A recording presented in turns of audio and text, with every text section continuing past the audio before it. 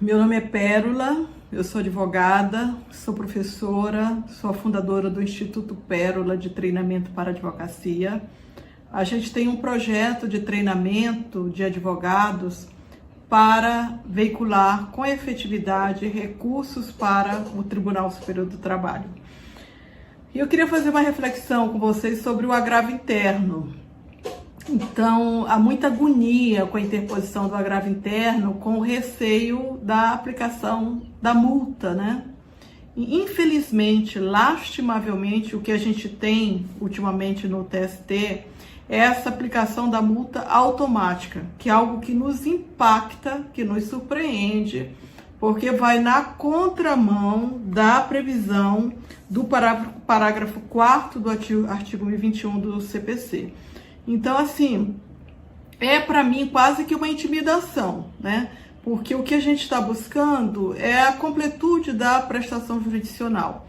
Então, diante de uma denegação de um recurso que a gente entende que foi bem manejado, principalmente nesta situação que também tem sido recorrente, de o Tribunal Superior do Trabalho, muitas relatorias denegarem monocraticamente os nossos recursos, denegarem monocraticamente os recursos de revista, os agravos de instrumento, na maioria das vezes até dezembro de 2020, por não reconhecimento da transcendência, sob fundamentos que eu tenho dito em algumas falas, que não correspondem à previsão do artigo 896-A da CLT, no tocante aos critérios da transcendência, que é um assunto que a gente pode retomar. Mas o foco dessa fala aqui é dizer o seguinte, que denegado monocraticamente o recurso, tanto o agravo de instrumento quanto o recurso de revista,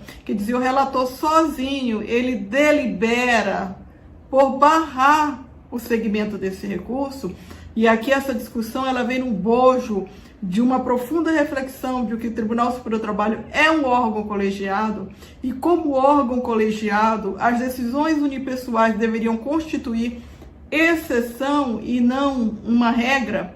E por que eu digo isso? Porque o tribunal, quando anuncia o seu recorde, anuncia a sua estatística, a maioria das decisões são decisões monocráticas. Quase 60% da produção do TST advém de decisões monocráticas, o que nos causa um grande espanto, porque é um órgão colegiado que deveria ter uma produção de forma colegiada. Bom, voltamos aí à questão do agravo interno.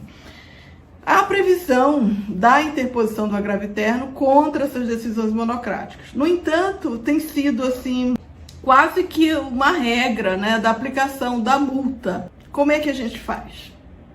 A gente precisa assim surgir de uma forma técnica, fazendo essa provocação, a meu ver, tanto por meio dos embargos de declaração, quanto do recurso cabível, que a depender podem ser os embargos SDI e o recurso extraordinário.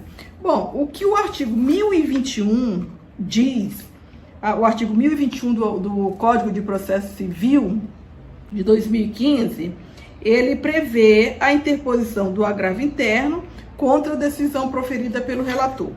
No parágrafo 4º, há a previsão da multa, mas a multa ela vem assim prevista. Quando o agravo interno for declarado manifestamente inadmissível ou improcedente em votação unânime, o órgão colegiado em decisão fundamentada, repito, decisão fundamentada, condenará o agravante a pagar ao agravado multa fixada entre 1% e 5% do valor atualizado da causa. Isso tem causado um grande receio nos advogados, um medo mesmo de buscar a entrega da jurisdição através dos meios e recursos previstos, com medo dessa multa. E realmente há um questionamento, porque há uma exigência de que se fundamente o quê? A manifesta inadmissibilidade. E a gente tem outra palavra muito forte, manifestamente inadmissível. Então o relator não pode, a seu bel prazer, automaticamente aplicar a multa ao agravo simplesmente porque a parte agravou. Ora, a parte agravou porque é um direito constitucional que ela tem de defender o seu cliente com todos os meios e recursos previstos, né? Então, essas duas palavras, manifestamente e fundamentada, elas são muito importantes para a gente compreender que o relator, quer dizer, ele já está fazendo uma denegação monocrática, que é algo que tem que estar dentro de um contexto das possibilidades do Código de Processo Civil ou da CLT ou do regimento interno do TST. Então, a denegação monocrática não pode ser aleatoriamente. Eu tenho que fundamentar em que motivos do artigo 932 do CPC ou do 896 da CLT eu me lastreio para barrar esse recurso sozinho. Novamente, quando a gente fala de inadmissibilidade do agravo, isso tem que ser manifesto. E o relator tem que dizer por que é inadmissível. Ele tem que demonstrar por que está manifestamente inadmissível, e a gente não tem essa resposta, né? E a decisão, ela precisa vir fundamentada. Aliás, a fundamentação é um pilar muito forte no Código de Processo Civil, que trouxe princípios constitucionais para dentro do Código, como aquele previsto no inciso 9º do artigo 93 da Constituição Federal, que é o direito que a parte tem à entrega de prestação jurisdicional. Ou seja, é o princípio da inafastabilidade da prestação jurisdicional. E com isso, eu acho que a gente tem que se fortalecer nesse conhecimento, fazer essas provocações, porque senão o que nos resta? O relator lá cisma que não há transcendência, porque isso, a meu ver, está totalmente fora do contexto da possibilidade de denegação, porque foi transcrito inteiro o teor do acordo regional no recurso de revista. Ora, isso não é critério de transcendência. Isso, se for verdade, é um óbice processual. Ocorre que não há nem a possibilidade de se provar que não houve a transcrição integral. Uma porque, anteriormente, antes de dezembro, a gente tinha a previsão do parágrafo 5º do artigo 896A da CLT da irrecorribilidade, com aqueles terríveis chavões de determinação de baixa dos autos e do trânsito julgado. Agora, nós já sabemos que o Tribunal Superior do Trabalho declarou a inconstitucionalidade do parágrafo 5º do artigo 896A da CLT, para dizer não é possível, sim, o agravo interno. E aí vem uma pergunta que as pessoas têm me feito. Professora, e os agravos internos que já foram interpostos? Ótimo! Significa que eles não podem deixar de ser conhecidos porque a decisão era irrecorrível, porque não é mais esse entendimento do TST a partir do momento que o Pleno declarou a inconstitucionalidade do parágrafo 5º. Então, agora os agravos têm que ser apreciados. Aí vem o outro temor que eu tenho recebido muita queixa. Ah, mas vão aplicar a multa.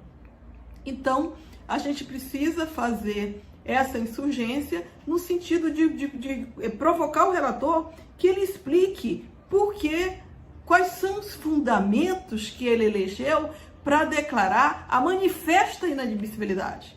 E essa decisão, novamente, repito, na dicção do parágrafo 4º, ela tem que estar fundamentada.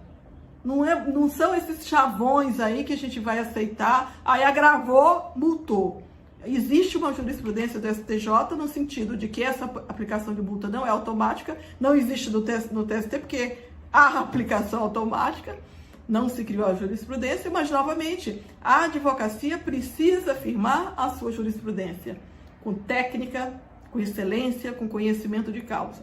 A gente não pode se submeter a decisões teratológicas que estão contempladas no bojo de uma jurisprudência defensiva que nos impede de atender aqueles que nós representamos no que é essencial no judiciário, que é a entrega da jurisdição.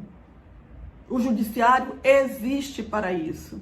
E nós, advogadas e advogados, somos indispensáveis à administração da justiça para, tecnicamente, estarmos fortalecidos, munidos do conhecimento técnico e de como vamos manejar essas peças, fazermos essas provocações.